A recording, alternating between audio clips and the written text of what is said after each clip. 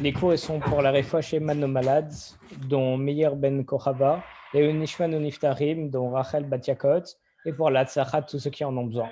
On va essayer de voir un petit point, un petit Dvar Torah du Rav Biderman, comme à l'accoutumée chaque semaine, sur les 4 espèces et les loulav qui en réalité, ils sont la représentation des différents membres de notre corps. Le Sefer HaChinour, il écrit au sujet de l'étrog que ça ressemble au cœur, qui est le siège de toutes nos émotions. Et justement, c'est par lui qu'on va pouvoir servir à Kadosh Baruch Hu avec joie, avec nos émotions, ainsi qu'avec intelligence. Le lulav, lui, ça ressemble à la colonne vertébrale. Et ça invoque en réalité, on doit diriger notre corps tout entier, qui est dirigé par l'artère centrale, qui est la colonne vertébrale, pour servir à Kadosh Baruch Hu. Le hadas, qui est la feuille de myrte, ça ressemble aux yeux. Ça fait allusion en réalité à l'interdit du fait de ne pas laisser égarer nos yeux et de toujours faire attention à ce qu'on regarde, même quand on est dans la joie. Puis on a la Rava, comme nous a déjà parlé Rav Yosef, c'est la branche de saule, ça ressemble aux lèvres, pour évoquer justement tout ce que l'homme il peut faire grâce à la parole, avec laquelle il peut évoquer Akadosh Baruch Hu par la prière, et il peut aussi mettre un frein à sa parole par le silence, pour éviter par exemple de dire du lachon hara. Et lorsqu'un juif il va prendre les 4 espèces dans sa main, il doit en réalité se souvenir du combat qui concerne chacun de ses membres contre le Yetzer Hara. Et chaque membre qui a un objectif pour servir à Kadosh Baruch Hu, comme on a vu la colonne vertébrale, le cœur, etc., chaque membre doit se battre contre le Yetzer Hara pour réussir à venir à son objectif. Et surtout, même après un échec, il ne faut jamais renoncer. Il ne faut jamais renoncer parce que tous les membres, ils sont toujours ensemble. Et quand on est ensemble, on ne peut jamais perdre. Quand on est ensemble, on a la hardoute, on peut toujours se relancer et toujours aller plus loin. Et c'est pour ça qu'on agite les 4 espèces ensemble dans les 4 directions, plus en haut, plus en bas. Et ça montre, en réalité, c'est une représentation d'une arme de guerre qu'on a contre le Yetzer Hara, contre notre mauvais penchant. Et même lorsque l'ennemi, il a déjà réussi à nous faire trébucher. Et c'est dans cet esprit que justement les 4 espèces, l'arba minime, ça fait allusion aux différentes parties du corps. Et on trouve une autre allusion extraordinaire de ces arba minimes, de ces 4 espèces, qui nous enseigne que justement l'espoir, il n'est jamais perdu. Il existe par contre une condition pour jamais perdre espoir. Il dit, celui qui se lie aux tzadikim et aux intègres, aux grands chachamim, ils ne pourront jamais perdre espoir. Comme on voit nos sages Chazel nous enseignent dans Vayikra Rabbah à la page 30, en disant que les 4 espèces, ils sont à mettre en rapport avec les 4 niveaux de personnes qu'on retrouve, comme par exemple les 4 fils qu'on retrouve à Pessah. Comme on l'a déjà dit à maintes et maintes reprises, on a le hétrog qui a un bon goût, une bonne odeur. Donc le hétrog, en réalité, ça représente les personnes qui à la fois sont dans la Torah et à la fois ils font des mitzvot. À la fois ils ont l'intelligence, à la fois ils font les actions.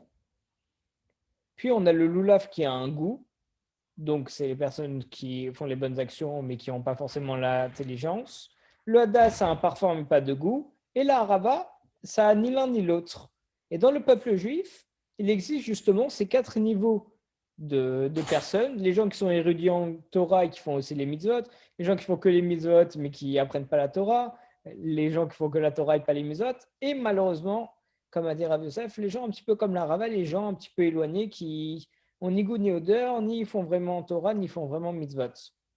Mais par contre, la Torah, et c'est ça ce qui est extraordinaire, elle nous ordonne de réunir ces 4 espèces ensemble pour que les uns soient une expiation pour les autres. Et lorsque les bénis Israël sont tous unis et qu'ils forment un seul bouquet, or dans ce cas-là, ils peuvent se compléter les uns et les autres. Et d'ailleurs, un point très intéressant par rapport à la Rava, à la feuille qui justement n'a ni goût ni odeur, c'est la seule feuille qu'une fois qu'elle est coupée, si on la remet dans l'eau, elle recommence à vivre. Et bien entendu, c'est quoi l'eau? On a l'habitude, on connaît l'expression Ain Maïm et la Torah, il n'y a pas d'autre eau que la Torah. Donc quand tu vas remettre la Rava dans l'eau, c'est la seule qui va pouvoir revivre. Et donc, elle est toujours là et elle peut toujours se requinquer. On raconte une petite histoire. On dit qu'à l'époque du communisme russe, c'était interdit de pratiquer Torah ou mitzvot. Et il y avait des petits bâtés midrashot, des petits endroits où des personnes se réunissaient pour étudier. Mais bien entendu, ça devait être très discret, très discret. Il devait y avoir peu de personnes. On ne devait pas se faire remarquer. C'était compliqué. Et donc, il y avait quelques avrechim, quelques érudits en Torah qui se sont réunis pour commencer à étudier. Et parmi eux, il y avait une personne qui ne savait même pas lire l'hébreu, qui était là, qui restait à côté, qui, voilà, on dirait elle était là pour, entre guillemets, faire joli.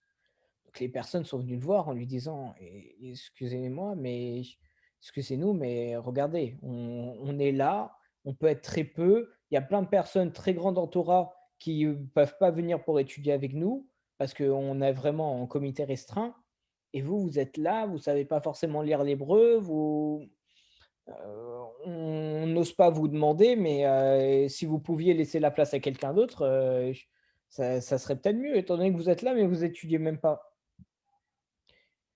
Et cette personne, elle lui a raconté une histoire pour lui répondre pour répondre à cette demande. Il a dit un jour, je me trouvais dans un bar et il y avait des personnes à côté de moi qui étaient en train de parler pour faire une sorte de coup d'État, pour se renverser un petit peu contre le gouvernement.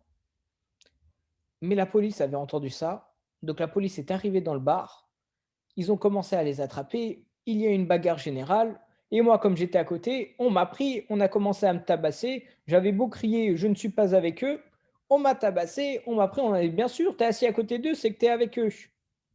Et donc, je suis sorti de ce bar rué de coups. L'idée, la chose est simple, je me trouvais à côté d'eux, donc il y a eu une partie d'eux qui a déteint sur moi, à tel point que les policiers, quand ils sont rentrés, ils ont cru que je faisais partie de leur bande, alors que pas du tout. Donc là, c'est la même chose.